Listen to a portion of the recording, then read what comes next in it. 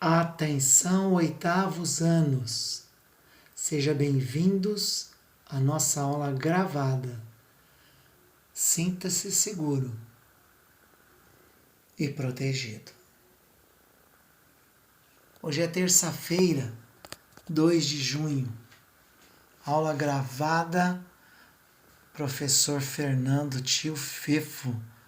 Conteúdo: Caderno 2, módulo 11, correção de tarefa.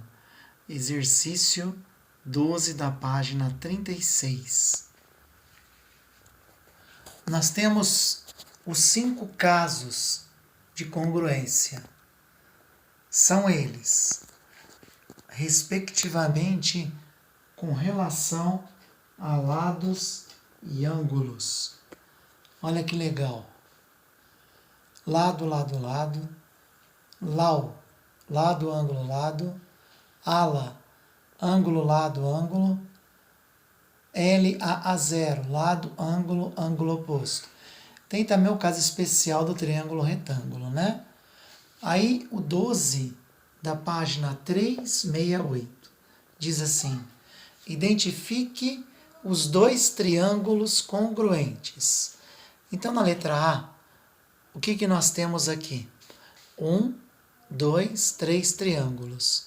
Quer saber, 2 são congruentes e o terceiro não. Bom, para começar aqui é 3, 4 e 5.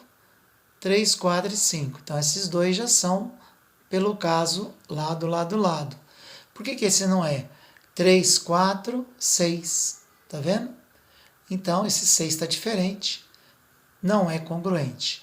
Somente 2 e 3, lado, lado, lado. Letra B. Novamente, eu tenho 3 triângulos aqui. O que eu tenho? Um lado, o ângulo de 60, e outro lado. Aqui eu tenho.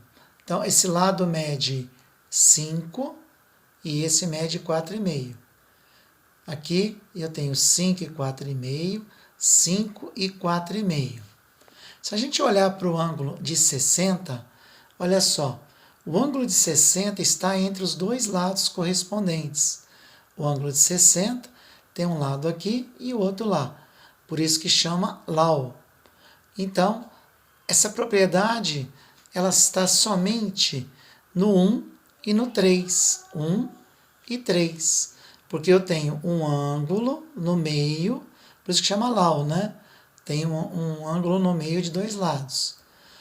Mas veja só, no 2, eu tenho um ângulo de 60, esse lado deveria estar aqui. E ele não está.